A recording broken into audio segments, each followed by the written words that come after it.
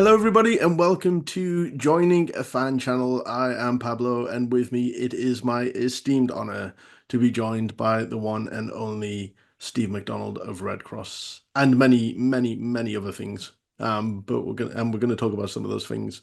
How you doing? I'm good, thank you. How are you? I am good. Well, as I always say, if I chat with a musician from LA, thank you for not making me do this at 3 o'clock in the morning. Though I'm quite happy to. But yeah, this is quite a reasonable time, so I do very much appreciate that.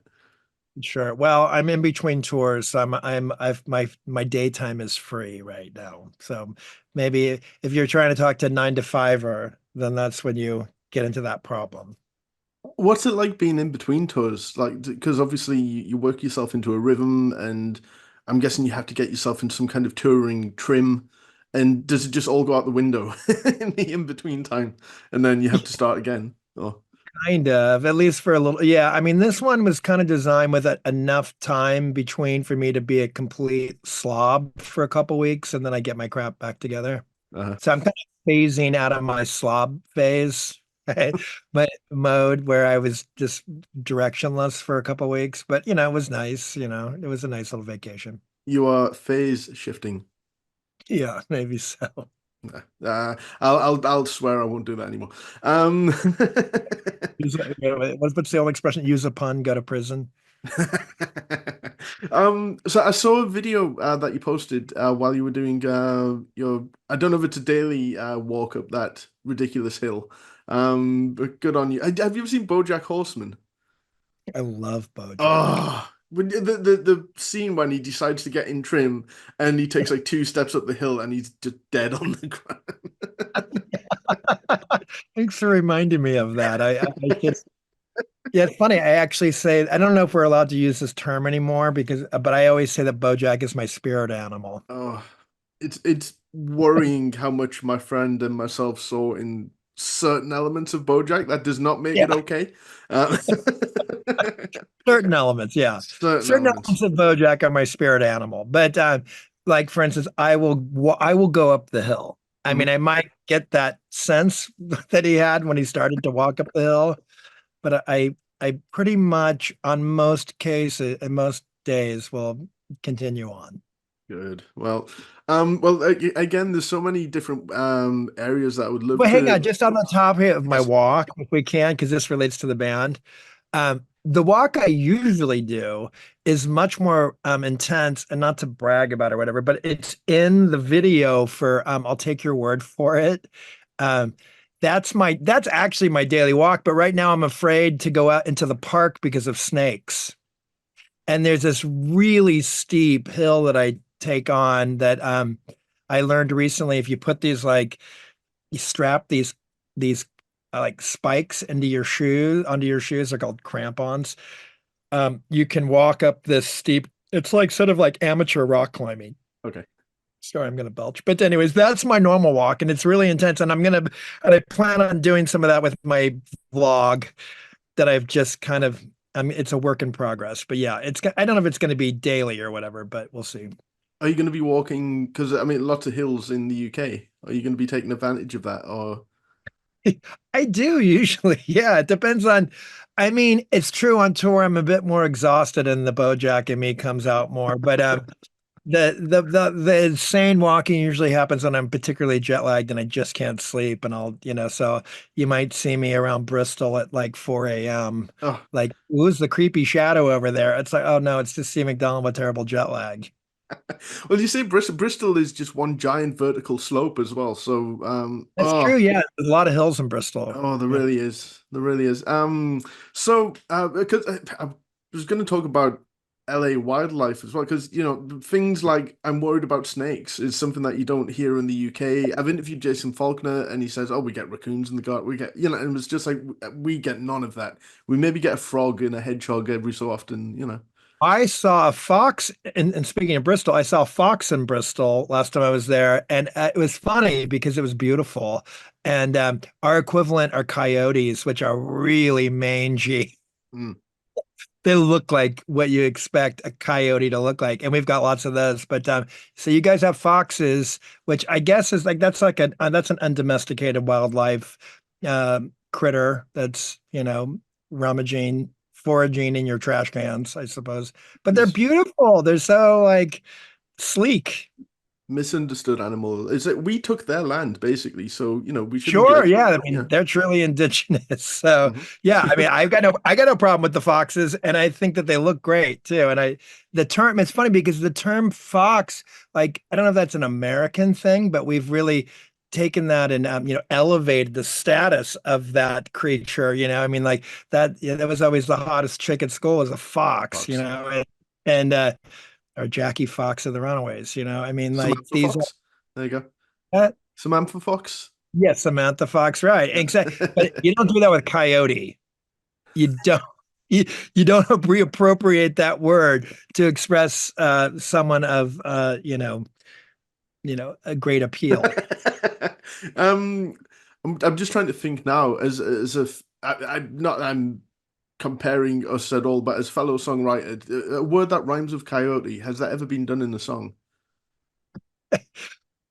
Maybe Buck Owens found a good rhyme for coyote. I'm not sure.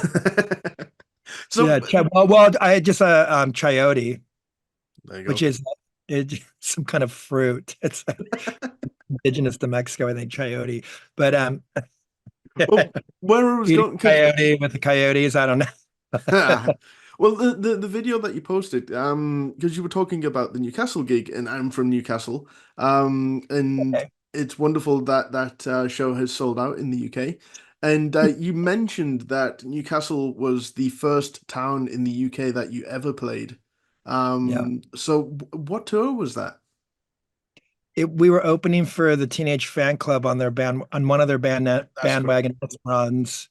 So it was January, I think it was January of 92, the beginning of 92. Oh, do you remember the venue? Would it have been the I don't. Mayfair? Or? It was Okay. all pretty much all those were like big university rooms, like kind of 1,000 to 2,500 cap university rooms. Mhm. Is that So what? Well, I know Jellyfish played Red Car, which is kind mm, of out of the way of everywhere. But everyone that I know played, or everyone I know who's a fan went to that Red Car uh, show. I don't know if they're like sort of Red Car's really renowned for a lot of gigs, but Jellyfish got Red Car. Um, I don't know what Red Car is. That's a venue. no, it's a Yeah. town, yeah, Oh, it's a town? yeah, in Is it a town near Newcastle? nearish. It's in the near it's in the northeast roundabout. So we are in the northeast. It's kind of there's Middlesbrough and all those kind of places that are they seem far away. In Redcar's even further than that. I stayed in a hotel in Redcar one night. Because I saw a friend's band, but yeah, Jelly. My friend kept Andy Sturmer's water bottle from that gig, Okay. so you can clone a Sturmer if you Okay, want. so DNA. Yeah. Has, has anyone investigated further? I mean, because we've gone really far with like decoding the genome or whatever. Oh, so 92. That was just What before record? Yeah. yeah, that was just before uh, Phase Shifter Phase was Shifter, the yeah. year. So it was kind of in between records. We had put out a record in 90 called called Third Eye That Brain I Fart. oh Uh, Third Eye, thanks. And but we had at that point, but then we got dropped from the record label. So we were kind of starting over and we had put out, I think we put out a single, we had like a 45, maybe at that point. There was a song called Trance, and I don't remember. It was like a little label put it out. I get it mixed up because we did like some 45s with some indie labels, one in Australia and one in the UK, and I can't remember the name of the. There was Insipid Vinyl was the Australian one. I can't remember. I'm sorry. I'm kind of useless with some of this stuff, but anyway, so yeah, we were just kind of starting over as an indie band, and we were record deal lists. And we were basically doing the classic American thing of going to the UK, like the Jimi Hendrix thing or Suzi Quatro or Joan Jett, and thinking, oh, well, maybe they'll get us more over there and we'll try to start there. And it was funny because we were already, in 92, we were 13 years into it. But that's only because we started so ridiculously young. So, when you tour now, because I saw you guys in 2017, and you did double duty that well that tour, I guess, with the Melvins. I don't know Yep. how you had the energy. It was incredible. It was the loudest gig I've ever been to.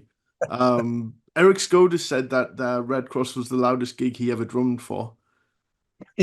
Well, Eric didn't love the rehearsal situation because my bass amp was right next to his drum kit, and I think it was massaging his bowels. He was worried he was gonna lose it for Danish. So when you go to gigs now, do you still see like original Red Cross fans from the early days? And You mean when I go out or when I play? when you play the UK, do you still see like OGs? Yeah, there's a few, a few that I know and that I've been able to stay in contact with, and also, yeah, because even though Red Cross has had huge breaks in our time in the UK, I've continued to go there and play with other groups, and I've stayed in contact with a small group of friends How throughout the how year was and through the band. how was the Melvins tour last year? That was one thing I wasn't. I wish I was able to go. You played the Boiler Shop in Newcastle. Oh yeah. Um, how was the tour? I'm guessing great. I mean, the pictures that I saw, I'm sure you were wearing like red, some kind of red leather. Oh, it wasn't leather. Yeah, Oh, it's was it poly. spandex? Okay. Yeah, it was more like it doesn't stretch, but if it looked like it was, conscious, I don't know, but it's it was no, it's just these they're kind of the chicy two-piece outfits that I buy on the internet. Ugh. But they, they look good in pictures, and I had a matching guitar to go with it, bass to go with it. So, yeah. I'm kind of hoping that your wardrobe is everything that I think it might be. Just ridiculous clothes that, you just wear around the house and stuff like that. Yeah, I always think that about like Jellyfish as well. I would like to think Roger walks around with the Doctor, or Andy walks around with the Doctor Seuss hat on, and you know, Yeah, I'd like to think, but I don't know if that's true.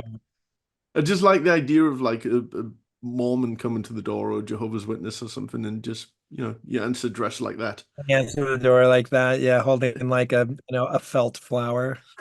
Come inside. Yeah, like, oh no, we're okay.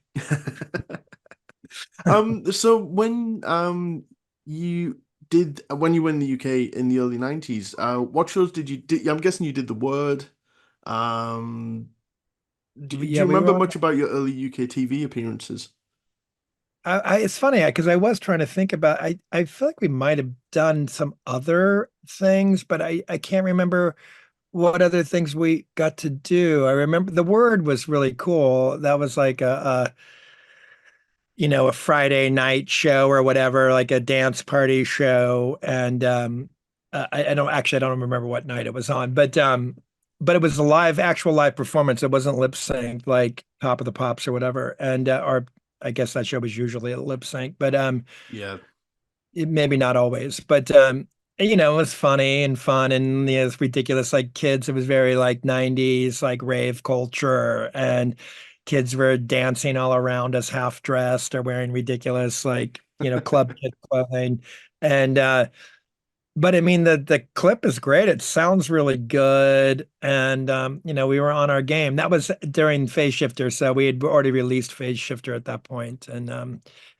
And yeah, I mean, that was a lot of fun. But no, we were never on Top of the Pops. I don't remember what other shows there are that It's probably like MTV or The yeah, Box, maybe we that might kind of have stuff. gotten yeah, we might have gotten like a little spot here or there, but as far as like a full live performance, that's the only one that I can remember. But I was trying to remember. Yeah, because I've been thinking about Oasis lately, and I did that big long 10-minute vlog about Oasis the other day, and I was thinking, yeah, we were on The Word before Oasis. I don't know if they were ever on the word, but they probably were. I I don't think they know. were like right near the end. Yeah, I think because the word went until 95, so it was Well, then right they through could that have been on Britpop it. period. Yeah, Yeah, because what their first album came out in 94, probably. yeah, yeah. So I've got to ask you about Jellyfish, with this being a Yeah, Jellyfish ask as YouTube much as you channel. want. So I mean, I'm I'll give you what I can remember. Unfortunately, well, but actually, can I, before that, I wanted to tell you because can I take another bite of my prune Danish? do it.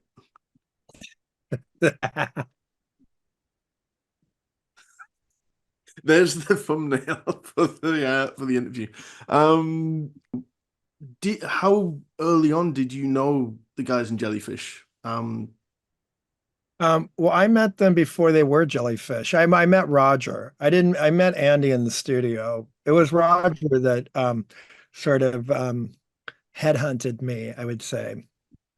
And it was at a pizza parlor in Hollywood in Damiano.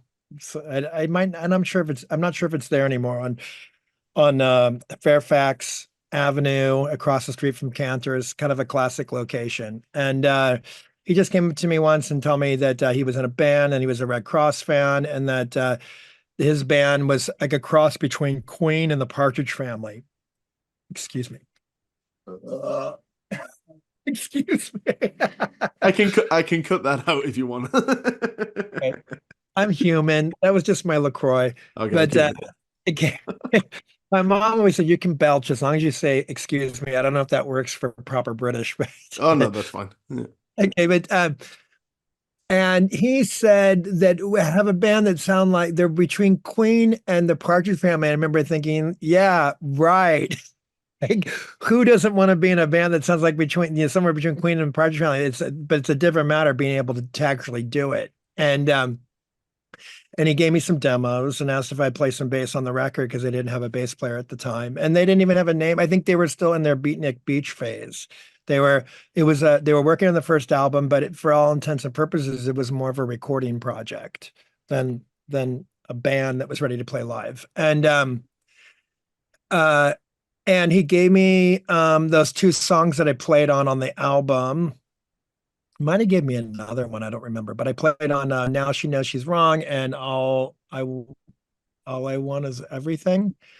And and I remember just going like, holy crap, these guys they're pulling that off, what he's talking about. And this was their little 8-track demos. And so that's how I met them. And then, I went to the studio and that's when I met I guess I don't know if I probably had met Jason before then. Oh wait, yeah, Jason was in the band. Yeah, Jason's in the band then. And yeah, so I had met Jason before then, maybe because he had been in the 3 o'clock Yeah. and we had the same manager as the 3 o'clock. So Jason was a late addition to the 3 o'clock. I'm not sure if Redd Kross played shows with the 3 o'clock when Jason was in the band, but Jason might know. He seems to have a good memory. Um, That's an interesting lineup. Um, oh, I would love to have seen that. what 3 o'clock with Jason Walker? If it did happen, if you guys played with them as well. Oh yeah, we play with 3 o'clock tons of times. We play with them before they were 3 o'clock, they were called the Salvation Army, and we played with them as well. That's why we had to change our spelling of our name at the same time. They had to change I guess they got to change the spelling as well of Salvation Army, but they chose to change their name altogether to something more psychedelic, I guess. But yeah, we played at a park in Torrance, California, with Salvation Army, was the Minutemen, Salvation Army, Redd Kross, and I think that's kind of there might have been a few other bands. Invisible Chains was a local band. Anyways, yeah, I think we might have been kind of like the headliners that day. But at any rate, someone from the city tipped those organizations off because they made these flyers. So someone that wasn't like a rock and roll person, someone for the city of like whatever Park Commission of Parks and Recreation in Torrance, California, reached out to the Salvation Army and the American Red Cross and Oh, told them about these young degenerates who were under their name. And so we both got like sort of Redd Kross, the American Red Cross sent us a very nice it wasn't like a cease and desist. It was a nice letter just encouraging us to change our spelling. But Did they offer it goes way back. suggestions? That's what's that? Did they offer suggestions? They might have. I think they did. I think they just said like it was like Red Cross with a K, for instance. I think they might have said that. Uh, But yeah, so that was like 1982. Um, and then when I played on the Jellyfish record, it would have been like 89 or 90.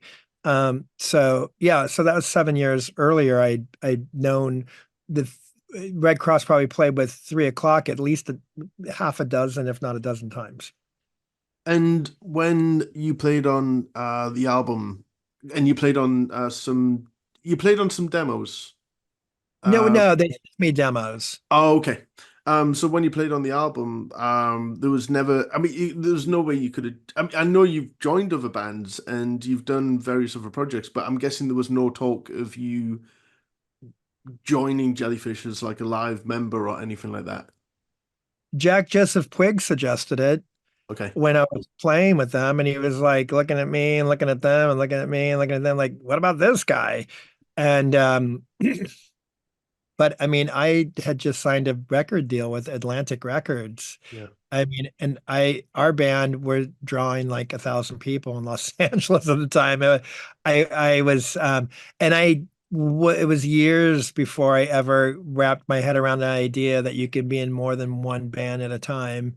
And I was still like trying to do my Beatles fantasy of the Fab Four, the monkeys who all live in the same, clubhouse together. And, so I was just very driven with, this concern I had been working on for at this point, 10 years. And so, no, I didn't even, although, I mean, I think I had been flattered by them like mentioning it, like hinting at it. Um, so there wasn't a real choice, so to speak, but I mean, it's something that definitely reverberated in my head over the years because, as they flourished and I struggled at times, and I had admired them. I was like, whoa, these guys are like seriously skilled. And I have like cobbled together some chops through the punk rock circuit.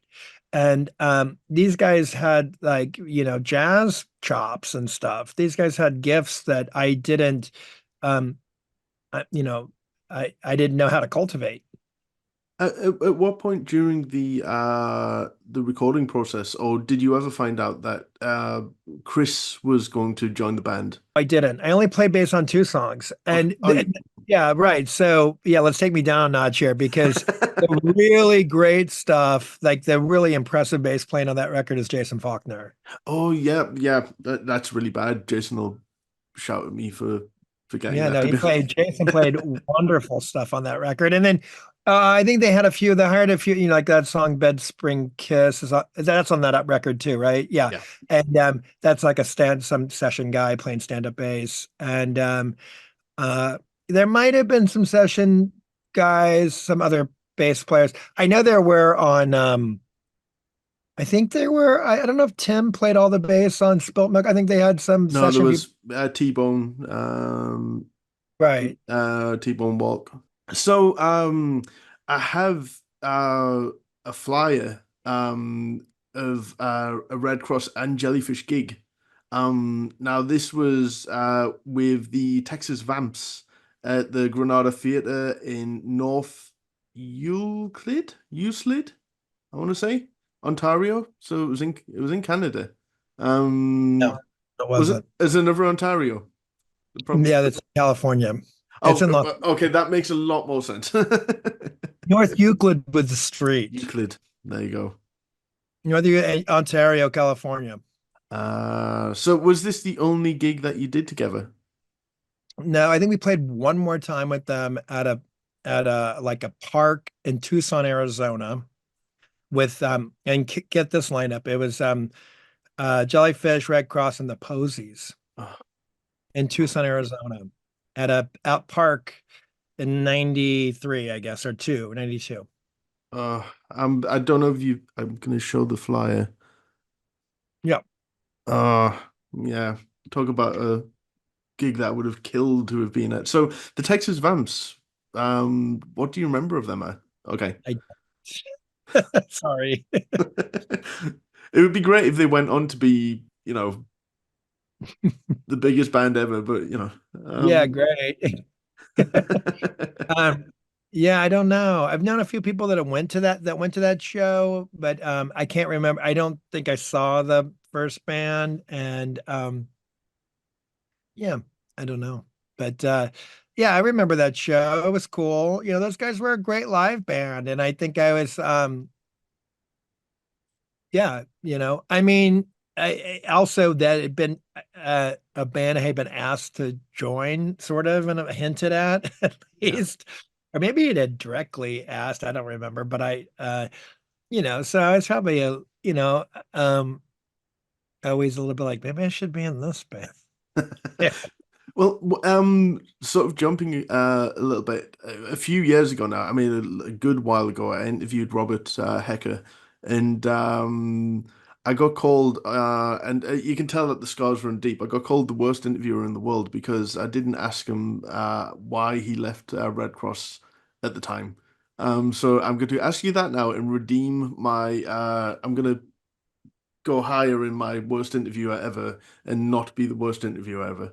And Well, did Robert call you that, or someone else oh called God, you? no! Robert's like the nicest person in the world. Like he couldn't have been Just sweeter. made No, it was up. just it was a comment. It was like a dagger in the heart. Worst interviewer ever. Like No, worst. no, So you're yeah, not at all. I mean, I can see at some point, some people would be like, "Why does he keep talking about jellyfish?" But that's the theme of what you're doing, so it that's kind of fine. is. Yeah, yeah. I Yeah, appreciate and it. but but no, but Robert, yeah, Robert leaving the band. Well, I mean, Robert had probably all sorts of extenuating circumstances, but ultimately, I don't think that. But when Robert left the band, it's told very earnestly, and it's also very comical in the on our documentary. There's this doc that's have you seen this doc by any We'll be chance? going into this. Yeah, I kind of want to go heavy into the documentary. Not like spoilers or anything, but I want to Did you sort of. see it? I haven't seen it yet, and I want to ask Okay. about sort of potential distribution and hopefully physical media releases, etc. I'm hoping that will happen. Well, you know how Robert, I mean, I don't know if you recognize it, because we probably all sound the same, but I think Robert has a very unique accent instead of his own vernacular. Yeah. And when he decided to leave the band, he told us at the last show of a tour, and he had already decided, he already made his decision. But when he broke the news to us, he said, dudes, I'm really sorry. And he started crying, his Oh tears. no. He's like, and he said, dudes, I just gotta be new wave. I gotta be new wave. And I really That's empathized, and I hugged him mm, and I said, Robert, you have to be new wave. I understand. You gotta just you don't apologize. Be new wave. that's wonderful. He's the sweetest person. He Yeah. really is. Yeah, he got the guitar out as well, and he was playing everything, and Dude, it was amazing. Like just his exuberance, and like I wish I had his energy. To be honest, it was yeah, it was a tremendous interview, and I can't believe. metabolism. He's Well, crazy. yeah, I can't believe researching the blues is so long ago as well. It feels like yesterday. It really Wow, does. 12 years ago now. Oh, and I became good friends with John Crop as well, who Oh, is just a huge part of the Red Cross story yeah. as well. Is he on the documentary? I hope he is. I don't think he might. I don't know. It's not my movie. Is he in the book? Is he in the book? I bet he's got some good Well, I know he's thanked and things, and well, the book is just three voices. It's just my, it's just my brother, myself, and then a writer, Dan Epstein, who interviewed us. So it's in like it's told in like oral history format. Like it's just interviews with us. And then Dan sets up each chapter with putting some kind of historical context to things. He's sort of like a cultural anthropologist that way and historian. Oh, But it's exciting. I can't wait because we're going to talk about the book, the movie, and the album as well. When the Jellyfish book came out, you were reached. I'm guessing you were reached out to for that, or were I you? don't know. I've talked to people about Jellyfish, but I don't know. Did you write the book? Oh God, no, no. No, Is this the one with the Canadian guy or it was it called was Craig Dorfman. A really yeah, nice guy yeah, as well. He did yeah. such a Am I good job not of it. in it? Because I definitely gave him some of my time. I think yeah, I think you are because I've read it the once, and I need to read it again. But I think it was one of Hey, those. Mr. Jellyfish, read it once. I have it tattooed all over my body. The Don't chapter. call me Mr. Jellyfish. Oh God, that's put me on some Oh, kind of I'm pedestal. sorry. I didn't mean it. No, I didn't mean no, I know. Please, no, no. So when you were in the studio, were you given sort of carte blanche with equipment, and did they present you fully formed bass lines, or were you sort of Oh, I wish I had my bass here. Oh, wait, should I show you the bass I played on that record? yes, please. Yeah, It's gonna take 1 second for me to run out and go grab it. that's okay. I can edit. I mean, I think it's worth doing it because it's not what you would expect. So on Now She Knows She's Wrong, and All I Want Is Everything. Um, maybe you would expect on a Jellyfish record that it's some vintage Hofner or at least a, 60s P bass, but Ah, no. So oh. 1984, BC Rich Warlock on that Yeah, record. that was not expected. Yeah, it's not, is it? Okay, so what about this?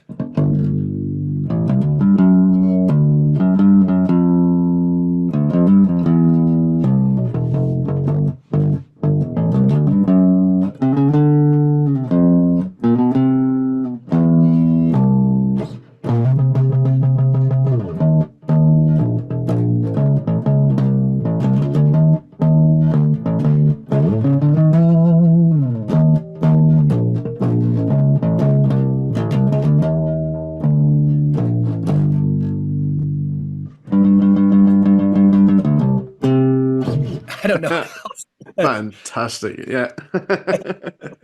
Well, that's that. Oh, thank you for doing that.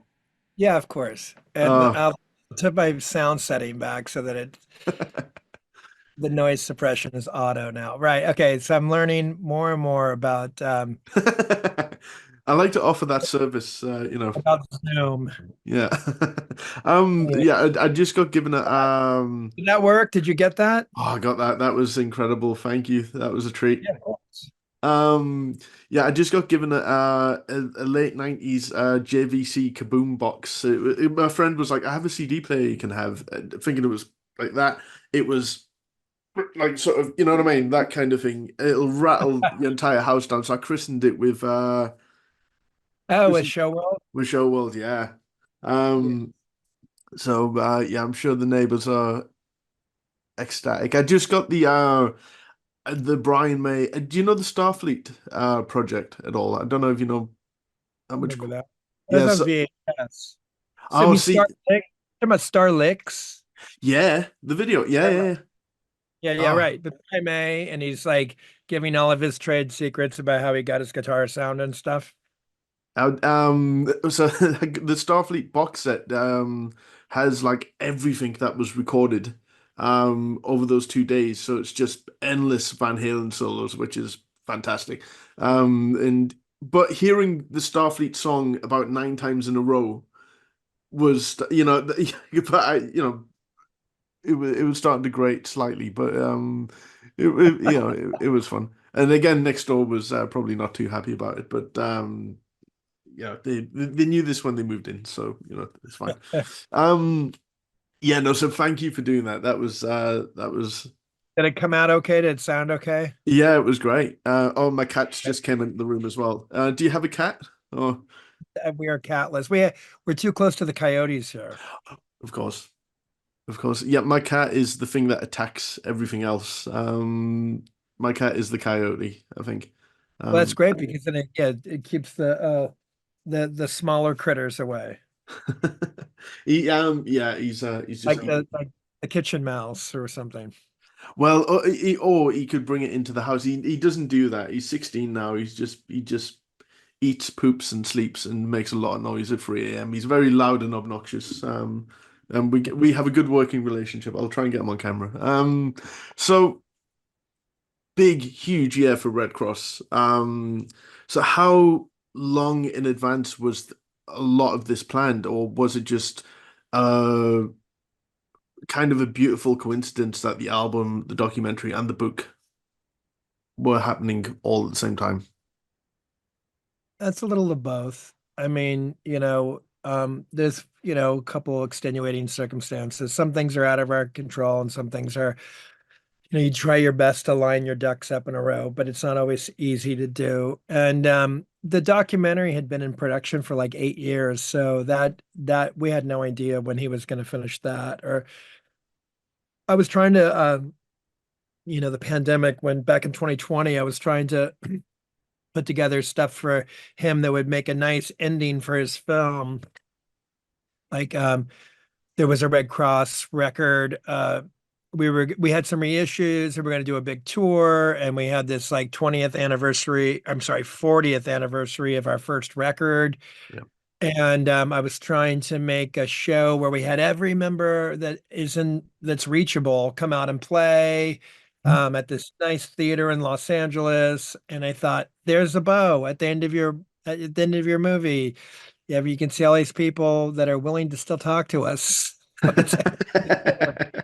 And and then, we all know what happened with 2020. So um, so yeah, there's so many extenuating circumstances. He continued on with his working on his film, and then he's telling me that he was trying to get it done for 23, and I was like, I by then I knew I wanted to make a new record, but I knew I wouldn't be ready yet. So I was like, can you just like wait a little bit? Because I didn't want the movie to come out and us not have a record to, you know, be a companion of some sort. And any rate, so at any rate, uh I managed to get the record out before his movie on accident. The book came about from someone reaching out to me on Facebook, and it was kind of a bait and switch. He said, "Yeah, I saw some of your podcast. I think that you would be a really interesting subject for a book." And I was like, "A Steve McDonald book? Oh my God, yes." And then in about 10 minutes time, he was like, "Well, people might know your band name more. Would you be interested in a Redd Kross book?" And I was like, "Ugh, you mean with my brother? Okay." It seems like a cliche I question. love, I love it. Just it's a lot of organizing, it's complicated. Yeah, what's it like sort of rehearsing generally? Is it like herding wild cats together? Because Well, now half of our band lives out of town also because during the pandemic, our guitar player Jason Shapiro moved to the desert like 2 hours away. Our drummer Dale Crover moved to the desert 2.5 hours away or whatever. And so now when I get together to rehearse, you have to like house people too. And I hate to sound inhospitable because I'm actually a very good host, but Oh, that's good to know next time I come to LA. yeah, yeah, you come over, I'll offer you a LaCroix, but I'm not Woo! necessarily going to say stay here for a week. Uh-huh. No, just give me a prune Danish, Danish. That would be fine yeah, by me. So Dale on the upcoming tour will be providing a DJ slash acoustic set as well. yeah. So is the DJ set like post gig? Is that like to No, he take us just into the night or like well, we did this on the American leg. He just kind of like sits behind his drum kit at the beginning of the show. I mean, look, Dale's really talented. He's been in a popular band playing more gigs than any of us put together for years. He was a member of Nirvana for a brief period. Yeah, Uh, and it's just like, I mean, no slight to the local bands in each town, but it's really practical purposes too. It's like we don't want to, we're not traveling with much of a crew. We've got a merch person and a sound person. There's no stage tech to change, to handle changeover. And it's just great to like have this very simple footprint of Dale, he's DJing off his iPod or he's on his iPad, at about 45 minutes after doors. And then it eventually morphs into an acoustic set. And he has a new solo album. So it's a good fit for him. He makes a little extra cash in addition. And then we don't have to like tear down the stage and make room for we don't have to move our pedal boards or anything from sound check, which is great because then when we hit the stage, you don't see us, it's exciting. It's a bit of like a moment. Now a show is about to happen as opposed to like, I mean, I've been in plenty of bands where you have to get up there and you move the gear and you're just, doing all that. But it's just I don't know. We like to try to save a little bit of magic for the show. absolutely. So, yeah, I've been in the Cumberland Arms many times, and It's very small, right? it's quite small, but I think it's going to be sweaty and dangerous and everything a Great. good Red Cross gig should be, and loud and It's uh fun. and fun and yeah, I can't fucking wait. Like seriously, like it's insane to me because Lemon Twigs are playing about a month before you guys come as well, and it's just like. They've been out consistently. hmm Um, so yeah, it's very so. And this is going to sound like a cliche question, but did you and Jeff learn anything about each other you hadn't before from reading the book without giving spoilers? No, I mean, there was no like anecdotes. Well, I mean, there was definitely the thing that's interesting about the book is that, like the documentary, there's a lot of interviews where we're, shoulder to shoulder, together and finishing each other's sentences, talking over each other and all that stuff. And then the book was done, our interviews were done entirely separate. So it's kind of like you get these different perspectives of the same stories sometimes. And it's not so much that I learned something new, just that it's just more like, oh, he had a different take on that. And or a lot of times they contradict each other. So it's sort of like I don't know Rashomon, but I guess it's the Kurosawa film that's a story told by different perspectives and how they contradict one another. And then Jeff always says it's the Rashomon of documentary of oral history, rock books or something. Um, It's lovely but as well because you still together because some of these books, the bands have broken up and the lawyer needs to get involved and all this kind of thing. It feels like it's going to be a a beautifully sort of harmonious kind of happy story. I'm sure with ups and downs because over 40 years and but it's just lovely that it you can read a book and you guys are still out there as well and it's part of the story. There's more to come, which is great. it's yeah, I mean I talked about it in one of my I Instagram promo vlogs that it's something I've been thinking about lately. Because I do a little vlog for our Manchester gig and even the Liverpool, and I was talking, but Manchester, like the promoter asked me to say something, or do something sooner. So like a couple of weeks ago, I made a little video for him, which I don't think he used, but it's what gave me the idea to the vlog.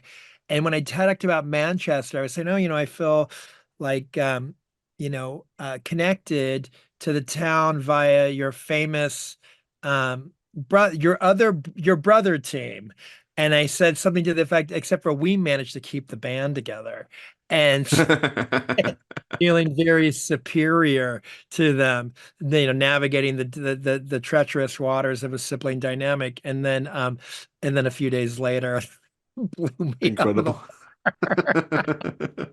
But yeah, I mean, the thing I also think about like Ray and Dave, not to compare us to these people, just because I know that in terms of popularity, it's a whole other league. But I just think that I can't help but relate to the, the that it's, just the special trials or the obstacles that are in a band, inherent to being in a band anyways, but then you add a sibling dynamic to it, and it's just like it's turbocharged, dysfunction. And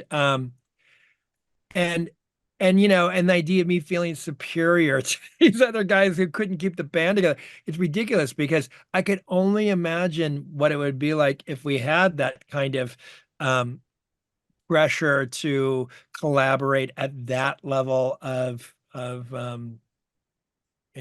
operation or whatever.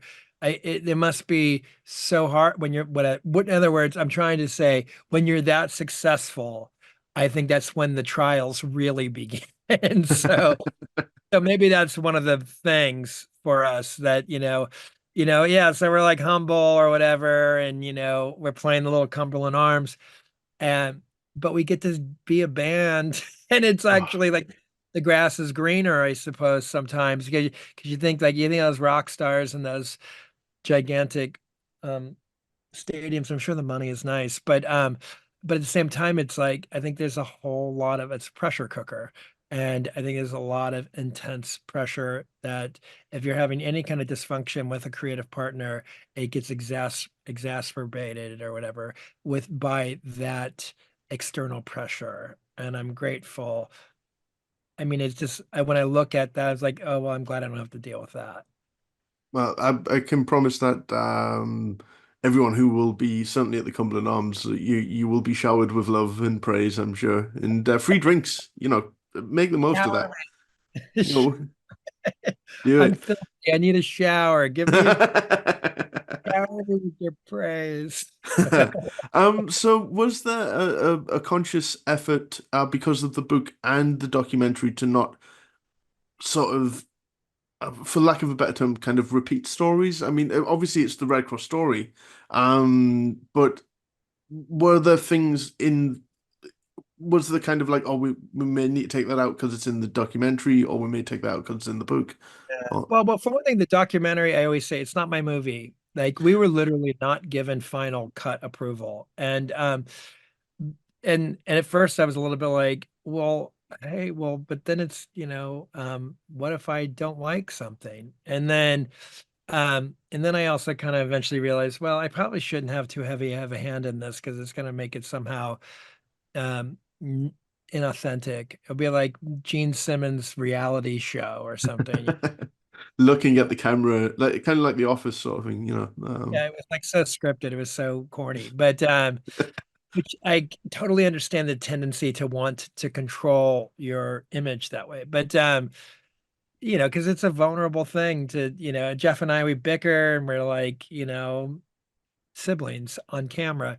Um, no, the only oh, I'm sorry. I'm starting to lose the track. You asking me about oh, this is the thing. The documentary, the filmmaker, his goal was to try to turn new people onto Red Cross. And so the idea with him is that he made this very fast-paced thing that cuts a lot of stuff out. There's all entire like chapters that people that like about the things that people like of some of their favorite things about our history are like not existent in it. Things like some movies that we did and things like that. He doesn't go into a lot of that stuff. And he did that, and I kind of think of that as great because his thinking was like he wants to make a movie that's compelling to people that haven't heard a single note of our band, and just kind of put us on camera and see if he can make something that's compelling, um, without getting into the really, sort of microscopic surgical detail of things. And it's 90 minutes long or a little less than. So you can't really fit 45 years into 90 minutes anyways. And I think that he has done that well. People seem to walk away from the movie um, interested in us, if even if they know nothing about us. And that was all the more reason why I really wanted to get a new record out, because I thought if this thing ends up like on streaming platforms, which I have no idea if he's going to be able to do that, but you never know. And but I thought if, especially a couple of years ago, like a lot of things were on streaming platforms, it seems like that's kind of changing right now because there was a tons of these streaming platforms, and suddenly there's like they're pulling back because I think the industry found what the limitations were of the marketplace or something to that effect. I'm not an economist, but uh so I don't know if that's going to happen, but I thought if we did end up in like regular people's living rooms, I better have a record ready, cocked and loaded, that I feel really happy about, that people can go investigate our music from. So that's that. And then the book is definitely like a deeper dive. So there might be like some of the same stories, but there's a different angle where there's like Jeff and I are telling the stories separately, and you can hear the difference. You get to go deeper into the individual, um who we are as individuals and how we differ, and things like that. I don't know. So I think that um I think that all of them are nice companions to each other. I don't think there's a ton of redundance. I don't think, but I don't know. I mean, I've only read the book. Actually read the book twice. I've read the book one time more than you've read the Jellyfish book.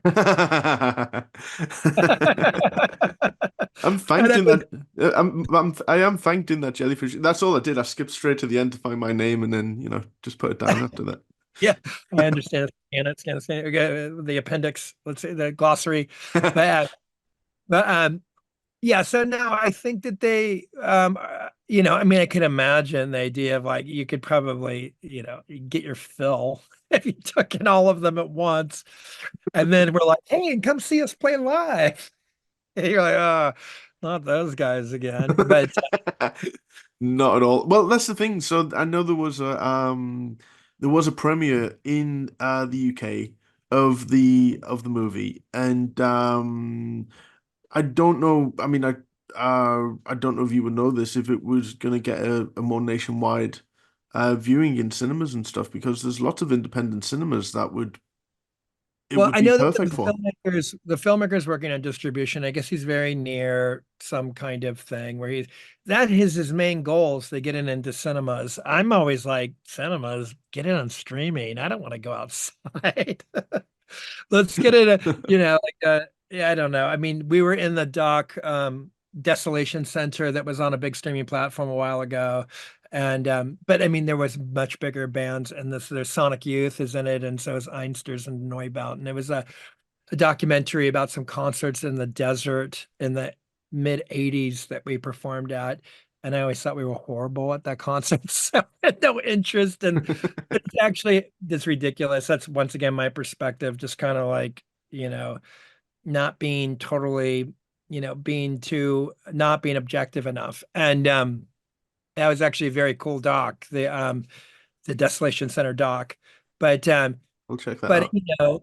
there did seem like, maybe there's room for some weirdo underground rock stuff. Because it's really the story about brothers more than anything. It's like there's a lot of universal themes about striving, um, and about navigating complicated waters in your career and your close personal relationships, ups and downs. That I mean, we had some unique things happen to us that don't happen to everybody, but at the same time, I think there's some really universal themes being dealt with, and that ultimately the movie kind of, well, I don't want to spoil it, but I just think that it ends on an up note that people can that hopefully a lot of people, have a similar experience in their life. I'm excited. There will be a way to There's see this yeah, because it's an expensive tour, so I would think that there will be an expensive distribution of the movie. So Well, yeah. they're certainly trying to get it into, I know they're trying to get it into as many movie houses as they possibly can. So whatever towns have cool, Oh, groovy, Tyneside that Cinema in Newcastle. I'm telling you, there's so many good places. I will push if I have you to. places that like revival cinema, revival houses and stuff that Mm. play films and stuff. Yeah. I mean, yeah, like we just there was one when we were on tour in Canada. But it usually will take someone with a lot of chutzpah and, uh, like this one we did in Toronto, this girl Leslie, who was just like, she just was really motivated to get that theater full, and it turned out to be a great night. And so the movie played the night before we played live in Toronto, and it was a great couple days there for us. And I mean, I would love to do that kind of thing, more, but it often takes someone with a lot of energy outside of our little organization to quarterback it. Well, I will certainly shout at Tyneside Cinema to Do do that. what they Yeah, need to. request. That's the other thing. Yeah, I say to the people of the UK, I mean, like a lot of people, because I made the mistake of on our flyer for our tour, or what ad mat as they call it, I said UK Euro tour, and there's no Scottish date and there's no Irish date. So you hope that people are excited, but instead, the people who post comments are mostly just like, "Why no Ireland? Why no Scotland?" And are people saying it's not a UK tour, it's an England tour, and it's like, oh, I stepped into some complicated waters with that. You're not the first. You won't be the last. Yeah, but I mean, Yeah. are these English towns not the UK? They are part of the UK. They're not the only part of the UK, but they are the UK. But I don't need to get into. I mean, I'm sure Oh, it's a whole political. I know it's an old dispute too, in some ways, and so beyond my pay grade. And I'm Oh. definitely not going to. I've changed it to England as whenever I could. I just was trying to, but and it's a bummer for me because my point is, it's like when people are like saying that to me, I'm a little bit like, I was hoping people would just write nice things and be excited that we're coming. Instead, they're like, it's not a UK tour, it's English, and why are you playing Scotland? Blah blah blah. And and I'm thinking, don't ask me, ask your venues while we're not playing there, you Mm. know?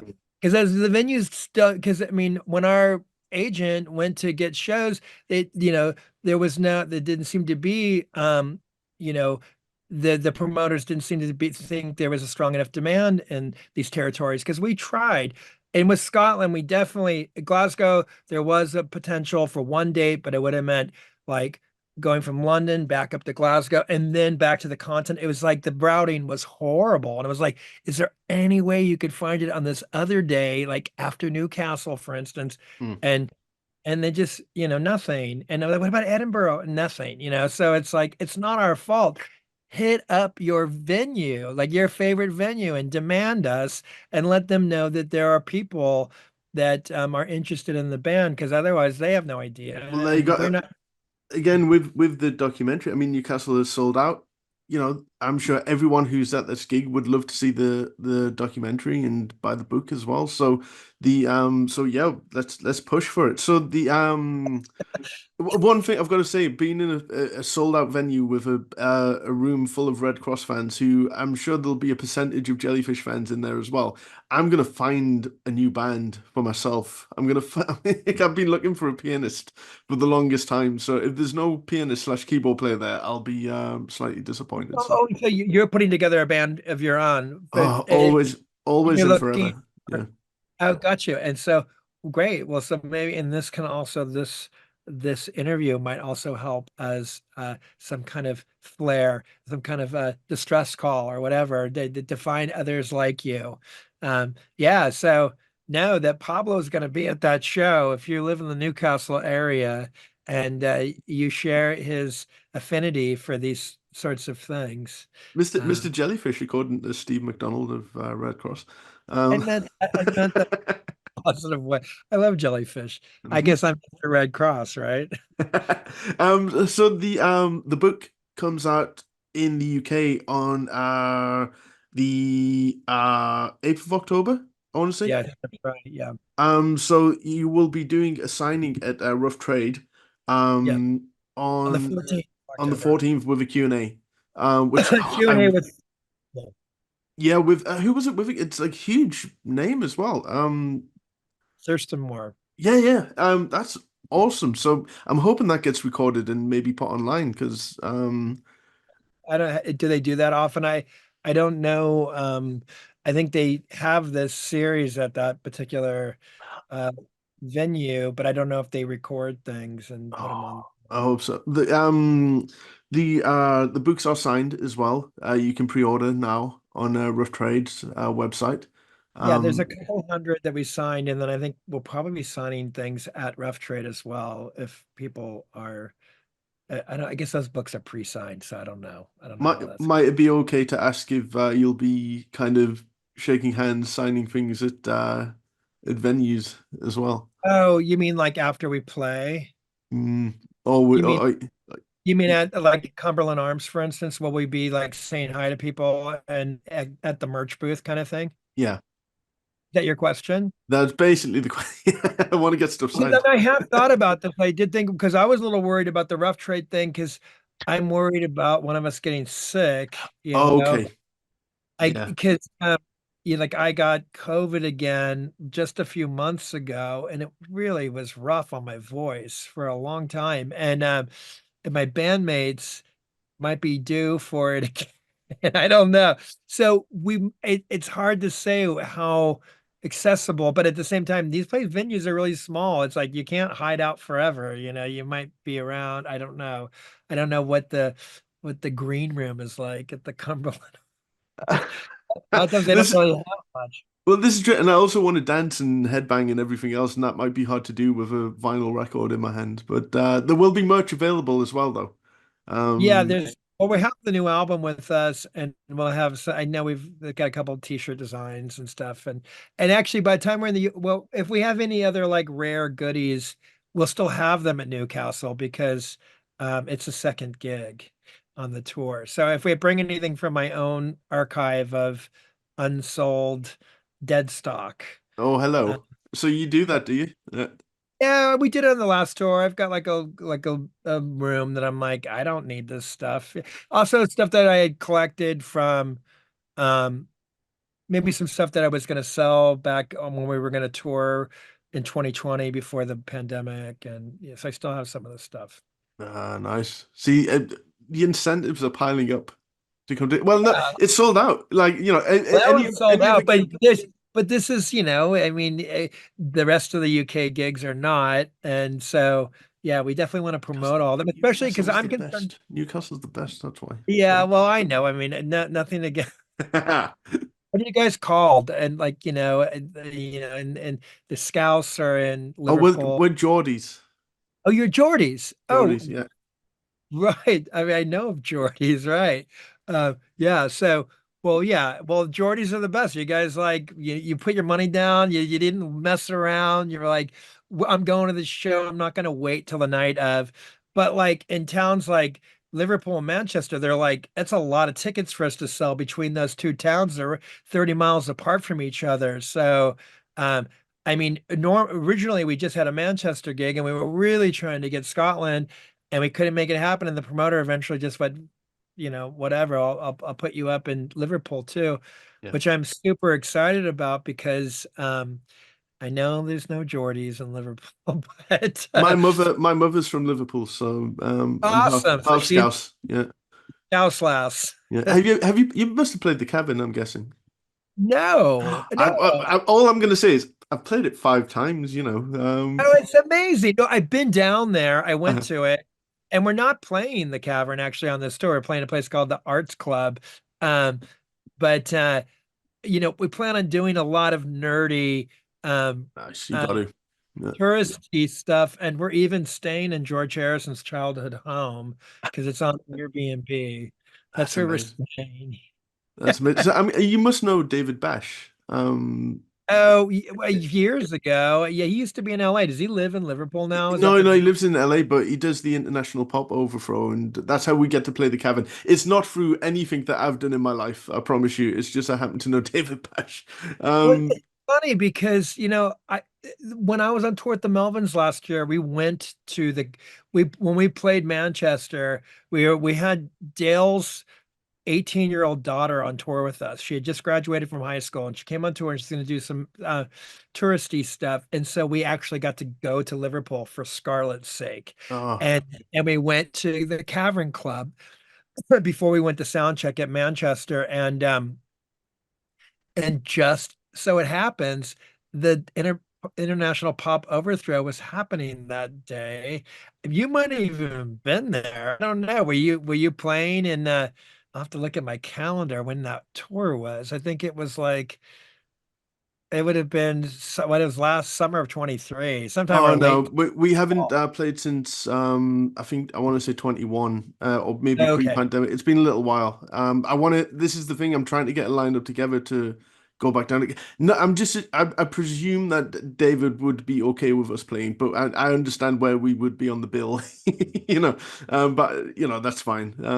It's a cool room. It That really that is. back that other back Oh, the room where back they have room. Yeah, that seemed to be where the shows were happening. Did you play on the main? Did you play on the like the little Beatles stage? yeah, we've Oh, done that's where that. I went. The little Beatles stage is awesome. Yeah, so, I mean, I know it's a replica, but it's of the same initial cellars, right? Oh. I mean, like, or did they completely like build that cellar No, from they scratch? Or moved it. Wasn't the original cabin further down the road? yeah, but it's still on Matthew Street. It was still on the Yeah, yeah, same. yeah, yeah. So I think that the original Cavern Club got filled up or something. It turned into a parking lot or something. I don't know what they did to it, but then they recreated it in a neighboring building, but it was amongst that same tract of cellars. So I Right, think okay. because it looks exactly like the videos. I Yeah. mean the old films, and Oh, it's yeah, crazy. We could I talk walked down and Beatles. We could I certainly just talk Beatles all day. Like the Get Back documentary is just it's had a incredible. huge influence on our record. Uh, Just watching those guys create made me want to get into a room with my brother and start writing songs. And watching their process is it's great because it's so demystifying, because they're otherwise untouchable. And then you hear them like struggling through early versions of these songs. Like they sound like crap too. Shit. Yeah, it's a well, I loved watching George help Ringo with Octopus's Garden, and I love the moment that someone suggests to Paul to play on the roof, and you just see his eyes just widen up, and and I love when they're on the roof. We saw the concert bit in the cinemas. The cinema showed that. Um, yeah. and when the police show up and Paul looks around, he goes, "Oh wow, this is fun now." He loved it. He loved it. I also love the moment. The other thing is a demystifying. It's just like watching their dynamic. It's like any band. And speaking of the rooftop, when when Ringo says, "I want to play on the rooftop," and Paul's like, "Wait, you want to play?" And he's like, "Yeah." And he says that, and he's opposing George in that moment, and he's siding with Paul. And that is a classic kind of that's how bands work. And they were just a band. And it's hard. And like, yeah, and the fact that George didn't want to get up there, I get it. I also see his side. It's like he wants his songs to sound really good. He wants them to get a chance to like the attention to sound as good as anything that his bandmates get to do. And that wasn't going to be able to happen on a rooftop. So he wasn't all that interested in doing that thing. At least that's what I project onto that. Well, look, I do want to thank you. I'm gonna go through the dates of everything as well because you have so much in such a short amount of time. The book it comes out in the US on the 8th of October, I believe, and then in the UK on the 10th of October. Or is that like a worldwide thing? Is it US, Canada, etc.? I'm not sure, but I know that there were different dates. And I know that our book signing was a few days after the UK release date. And the book is called Now You're One of Us. Yes.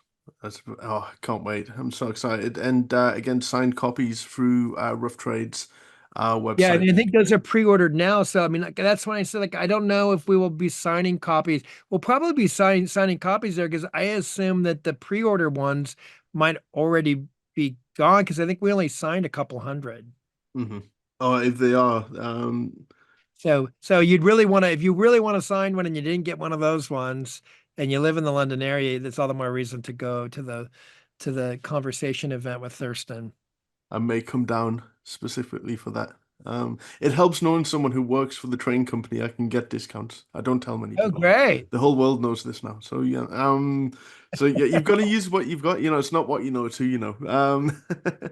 But yeah, and as I got wrong, because I always mix up American dates being the opposite way to British dates. So you Yeah, touring the UK and Europe from the 8th of October. Uh, until, and I'm going to get this right, the 12th of November. exactly. Yes, because I wrote 11th of December. And yes, see, I'm Yeah. learning. I'm learning as I'm going. I mean, Um, we're not, yeah, that would be like, that would include like a continental Russian tour as well. you would need a lot of Seven Seas cod liver oil to get through the.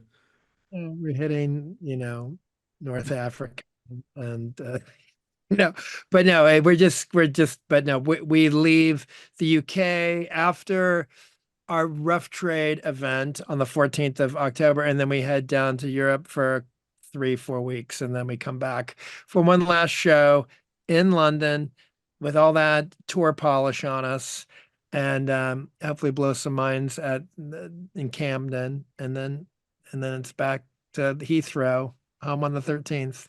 It's exciting for. So do you feel you do play differently from the beginning of the tour to the end of the tour in terms of not necessarily because you're always going to be tight and everything as well, but I guess different energies from the beginning of the tour to the end of the tour. Yeah, yeah. I mean, your voice might be more ragged at the end, but there might just be just a muscle memory. There's, you get some new moves together, and you might it starts to becomes too routine, and you got to mix it up again, and then you know it's always whatever. But I just think it's a really privileged place to be in a band that gets a month's worth of shows under your belt. I know what it's like to be in a band where you only get to play once in a while and you do all this rehearsing, and you go play and it feels chaotic. And hopefully, you think it was good. I was good. I think it was good.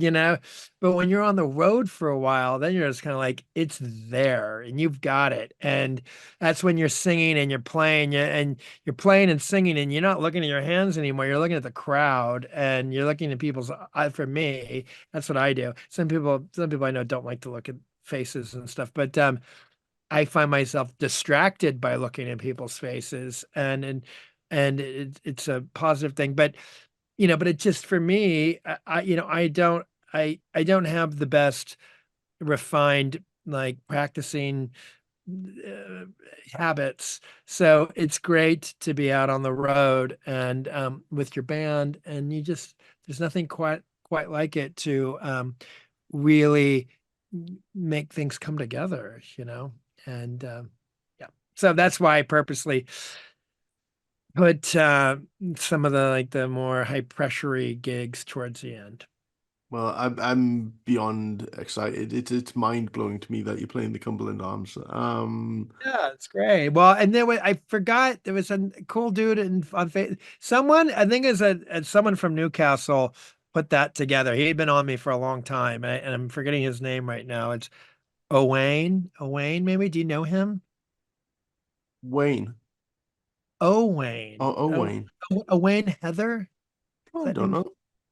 And that's literally just something I'm pulling out of my. Anyways, I look it up. apologize if it turns out I've known this person for a long time. Yeah. Um, Oh, yeah, yeah, yeah, exactly. Uh, Owain. I don't know if that's like a kind of a Geordie name, a common Geordie name. no, I've never heard that name before, so that's really cool. I might be pronouncing it wrong, but Well, Well, I will Well, let you know if I. brother, thank you very much. I think he put together the Newcastle gig, and he's been on me for a long time. But and so yeah, so we can thank him for it. Maybe in person. We'll see if he's there. Yeah, I hope so. So you see, there's the moral of the story. Just bug your favorite musicians for long enough, and then they'll give in. And Well, it's not, there's no bother for me. It's just a matter of whether or not, you know, something makes practical sense, yeah, Like once again, like people reaching out on our Facebook page and saying like, you know, that's not a UK tour, that's an English tour. And why aren't you playing Scotland and like getting confrontational with us? And then it's like, no, you need to like reach out yeah. to your local venue and ask them why they're not booking Red Cross because you believe that there's a community there that would show up and appreciate it. And so a lot, and so for me, it's like just think about it from a practical standpoint. Well, long may Red Cross continue, and Yeah.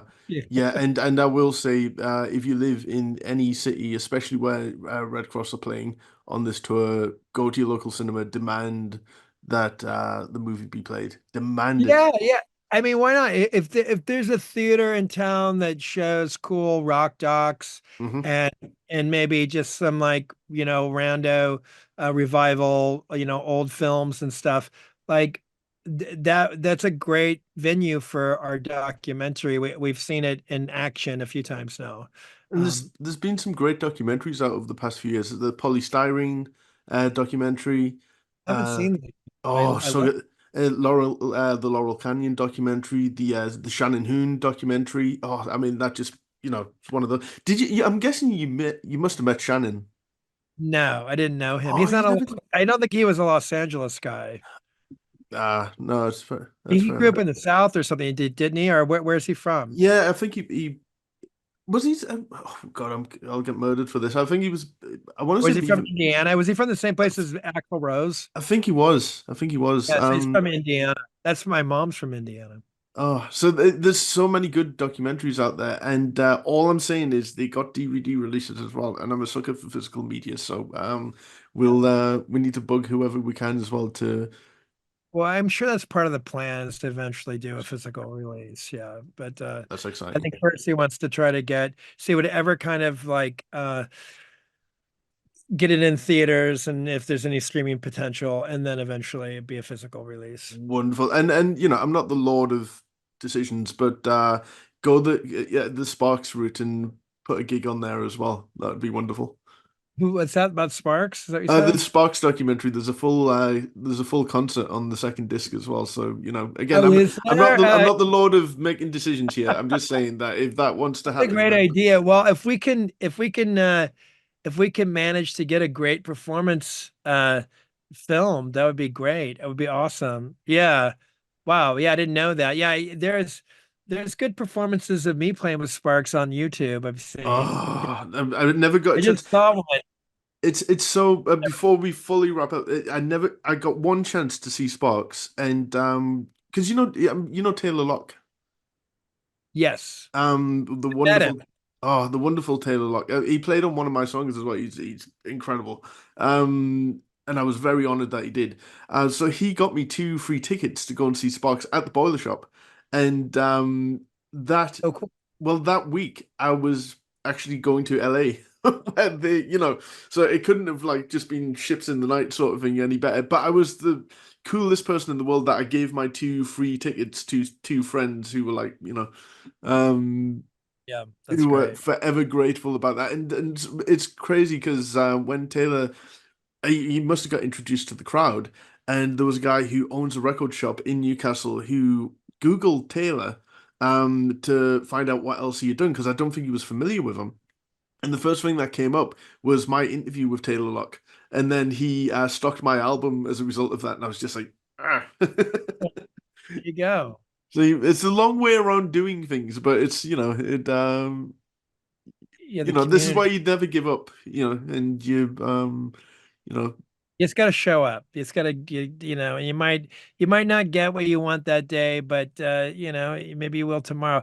I always think of my chant, my sort of self-help chant of recent is I put it in terms of strive, accept, strive, accept, and just keep on, there's some sort of balance to it. And and neither I find very easy, but it does seem to kind of fuel me too.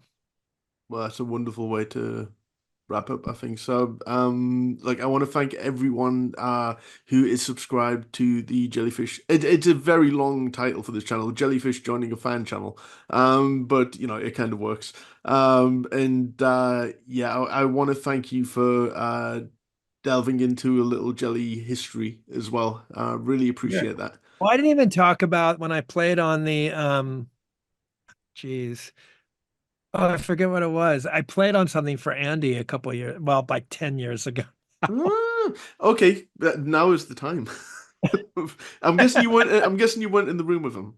Oh, I did. Yeah, but it was actually a Oh really my God. scary thing because Andy's so good. I feel like I choked, but maybe I'm trying to think what was the name of the guy? It was he was Andy explained to me that he was like the Japanese Bob Dylan. Okay. And it was a record. Okay, the album was called Sunset Sound. So if you want to look it up, can't believe I'm forgetting the guy's name because it's actually really poor form of me. They were really nice. It was a Japanese artist. I mean, I didn't get into the conversation with him because I don't think he spoke very much English, but Andy had written all these tunes. I mean, it's funny for the Japanese Bob Dylan, but Yeah. Andy wrote all the tunes. Think about it. But I had a bunch of demos, and there were Andy didn't write the lyrics, but he wrote the melodies, and it was all him just la la la la la, whatever, singing and playing, and they reminded me of those Bellybutton demos. And anyways, he hired me to play bass on like I don't know, I played on most of the record or something in a day or two, and that's my memory of it. But I just remember, and we recorded at the famous Sunset Sound, and that's the name of the album too. Oh, And I wish I could remember. I can't remember what the guy's name was, but you can I'm probably gonna find Google it. and I'll put it. Yeah, an album called Sunset Sound, produced by Andy Sturmer, and I just the only story I can really say is that Andy he's like, okay, let me go. Okay, give me a minute. And he walks into the live room and he gets behind the drum kit and just he has the song in his head. No one Oh. else hearing the song. Mhm. And he just lays down this perfect drum take and it's done. And he's like, okay, you're on. So that's the way Oh. he did. That's the way he wanted to do it, as opposed to like, because the way I would normally do it is I would play along with the drummer, and the drummer would be a mere mortal like me, and it would take them at least 4 or 5 times, hopefully, to get it right. And in those 4 or 5 times, I would learn all the notes as good as I could, and then I would do a decent take. But instead, he just like laid it all down and was like, "You're on," and then I had to go out there and with my headphones and do my best to, and first I'm starting all these flashy things, and then eventually I'm basically playing like Dee Dee Ramone by the end of it, just like I hit wrong notes. I mean, I love Dee Dee Ramone, but I just mean I was playing it very simple and with not a lot of variation or flourishes is my memory of it. And hopefully, I didn't mess up that guy's record. Oh, I'm sure you didn't.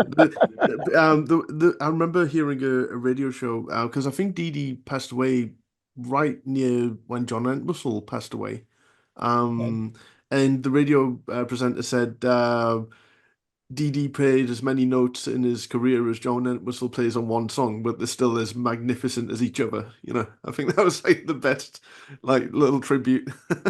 Yeah, it's true. Yeah, it makes My, sense. fr my friend Both got to huge see John as influence. well. Sorry. Oh, you said they're both huge influences to me, but Oh, I'm sorry. well, look, thank you for that. I should be a better journalist. I barely qualify as a journalist here, but so I should have asked about that. Doing great, Pablo. Don't let that one commenter bum you out. Not at all. Not at all. No, I look, a lot of people are supportive of the channel and of the Facebook page as well. And I mean, it's been going for close to 15 years now, and it's incredibly active, and it's achieved a lot of things as well. And that's because of everyone in the group. Like, it's nothing that I've done at all. And yeah, I I'm love just that English humility. well, um, it's seriously, it's a huge part of my life, and as is Redd Kross as well. And it blows my mind that I get to chat with you guys and you give me some of your time. So I really, really appreciate it. So, um, yeah, I need to stop talking now, otherwise this YouTube video will go on forever. But yeah, thank you all, and do subscribe, all that kind of thing. Join the page on Facebook as well. Joining a fan page with my friends. Did you like Spilt Milk? Did you hear it much at the time? I, yeah, I mean it's kind of better than Bellybutton in some ways. I mean it's got so much muscle, and they really took that initial fantasy of making the cross between, as Roger said, sold it to me in Damiano's pizza parlor, that they were the you know Partridge Family meets Queen. They went heavy on the Queen, but and you know I mean, I think that maybe Bed Spring Kiss might be one of my favorite Jellyfish songs, and that's on the first album. But the Russian Hill is undeniable, and like as far as filling that same spot, that beautiful orchestrated music of another era kind of moment. Mm. And I remember they were talking about telling me about when they did the flutes on Russian Hill, and that they were listening to Mancini. And I guess Albie Galutin had, because he was the person that was this George Martin in the room. He was the guy that could really chart it out. Yeah. Is where Andy and Roger and Jason and Eric and all those guys are Tim. I don't whoever else played on the Spelt Milk, I forget, but have crazy skills. But Albie was more of like trained that way, a ranger. And he said that the flute parts, there's these really the close cluster notes that if you listen to them on their own, it just sounds like, you know, just you know, so it's dissonance, and but it not musical, unmusical dissonance. But if you know what you're doing, and and they are learning from Mancini when they did that, and so rock and rollers who can fuck with Mancini, that's impressive to me. Mm. And so whatever, those guys are. I love that record. Yeah, and then they spend all that time at uh Ocean Way in the Frank Sinatra room. I mean, those are intimidating, impressive spaces that uh they lived up to it. They lived up to the promise of being in those spaces. And I mean, for me, I kind of like choke when I go, at Sunset Sound, working on that record for, and here I am. It's a terrible advertisement for me as a session player. It's you know, it's it's expensive, and the time is money. And Prince had camped out in that room for however many weeks or months at a time. And you just think about I don't know if I believe in energies and things like Oh, that, but maybe I do. I don't know. I mean, I certainly can feel intimidated. I know that. And those guys they meet that challenge. They really did, especially with that second record. I got to go when it was because it's now East West Yeah. Studios. And Yeah, and I got with to go and cello, and now it's East West, right? Okay. yeah, yeah. So I went into that room and it was you know, It's like amazing. entering a church. It was because it looks the same as well, and Yeah. you can just see it because the image in the artwork's all sort of cut up pictures of the studio, so it's kind of hard to grasp what the room actually looks like. But then you realize that that room was used on That Thing You Do, and you see it on the Michael Hutchins documentary, and it's just like my friend, it was Fernando Perdomo who was recording that day, who I'm sure you know. And he found it hilarious that even though like Beach Boys, Sinatra, etc., I was like, that's the Jellyfish studio, you know. I don't think that's that rare of a, I mean, I feel like those records have been a touchstone for a lot of audio enthusiasts for ever since those records came out. I mean, it really turned out to be, they made Jack Joseph Puig's career, Mm. I would say, or at least it was a great starting point for that's where I first learned of him.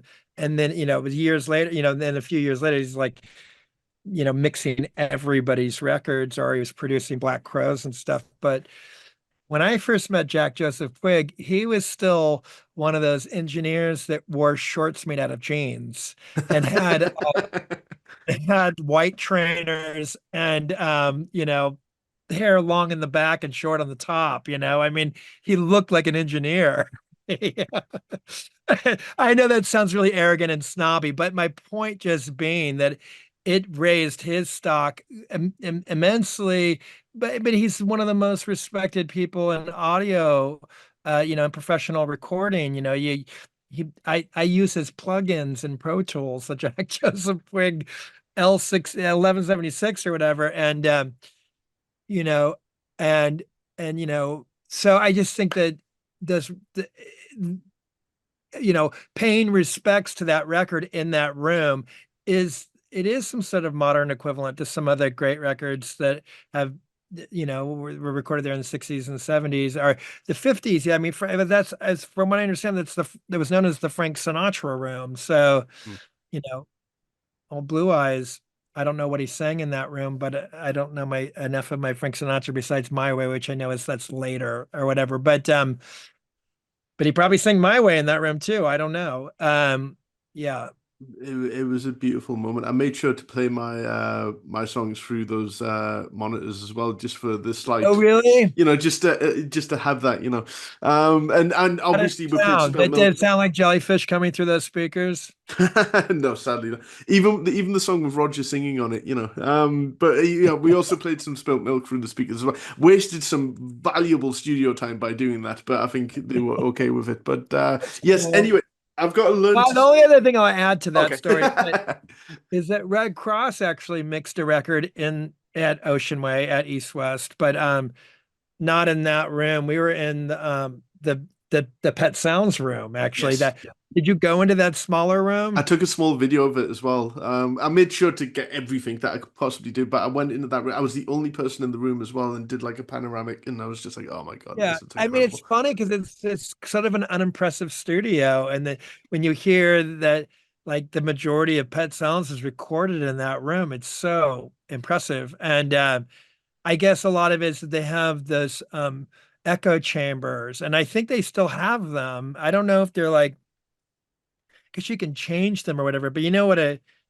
what chambers are? They're just it's like a concrete room with a speaker in it, and they mic it up, and Yeah. that's how you get the big reverb sounds, and that's at least how they used to do it. And these studios often would have their very own sort of mojo with their concrete room that's hidden somewhere in the walls, and I think that so that like it's not just you know people attaching some kind of weird sacred obsession with a physical space that doesn't deserve it. It's like um there is something magical about things like the echo chamber at what is now called East West, or the echo chamber at Capitol, or like if I ever spend the money, or I'm lucky enough to be in a session that is using one of those rooms, even if we're not mixing in that room, I would still say run everything through the chamber and print it, because then you can use it later to taste if you want, and because it's unique and it's dying. And I mean, I don't know if the studios probably do fine, but in Los Angeles when growing up, there was a million really nice, cool studios that all had like Neve consoles or Trident consoles and good rooms, and you could rent them out at 25 bucks an hour. Mm. You find them through the classified ads, and the majority of those studios are gone now, and it's really just these huge behemoths that still exist, like Cello. Or I'm sorry, it's called East West now, and yeah, whatever. But now I understand why you were in there and viewing it like a church and spilt milk as some sacred moment, that sacred ritual that took place in that room. Oh, yeah. Both times I've been to LA, there were kind of unofficial jellyfish pilgrimages because we went to Vasquez Rocks, where King is Half Undressed was filmed. Because that's how I see it. That's the King is Half Undressed video, not Star Trek or anything, you know. I don't And know which rock you're talking about. I should know. I know this one. What is it? Vasquez Rocks. I don't know where Vasquez rocks are. I know nothing else In to be honest. LA? My friend Tony took me there, and she didn't tell me what it was until we got there. Is it a cool spot It's a very cool spot. It's for beautiful. hiking? It's picturesque and everything. And then there was kind of this because I'm guessing a lot of people go there to try and record music videos. And there was this Oh my female God, I'm artist. looking at it now. It's amazing. It's beautiful. There was this yeah, yeah. There's Right. a Okay. It looks like Star Trek. And okay, so the King's Half Sundress video shot there. that How was cool. shot there. And it's the most beautiful sort of like scenery. And there was someone when I was there setting off like blue smoke bombs for some kind of rap video that it was like this woman, this lady artist in a sort of bikini, with blue smoke bombs, and I was just like, oh, okay, fine. If you needed to come here to do that, then fine. Oh, I see. So it's off the 14 in there. It's like it's almost a Palmdale. I get it. Yeah, interesting. Yeah, it's beautiful. I get it. That's great. Yeah, well, where I do a lot of hiking is they call it the Bat Cave, and it's really close to me. And it's an old abandoned granite quarry, but also famously known as Batman's hideout headquarters from the front facade from the 1960s Oh TV. my God. Okay. When you see the Batmobile come, racing out of this tunnel, this rock tunnel, that's an old granite quarry that's 10-minute walk from my house. And I hike around there. It's a Bat Cave. That It's was the cool. thing when I was in LA.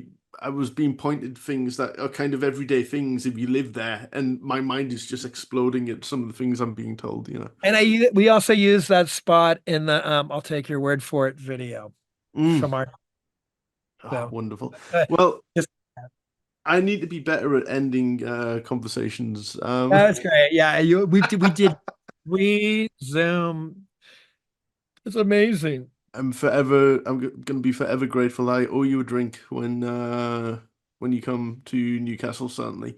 And yeah, and I said it off air, but I'll help be your roadie for that gig as well if you need it as well, because I think there are Well, stairs, so you may need a hand. So there's a lot of stairs. Oh, great. Okay, yeah, I might take you up on it.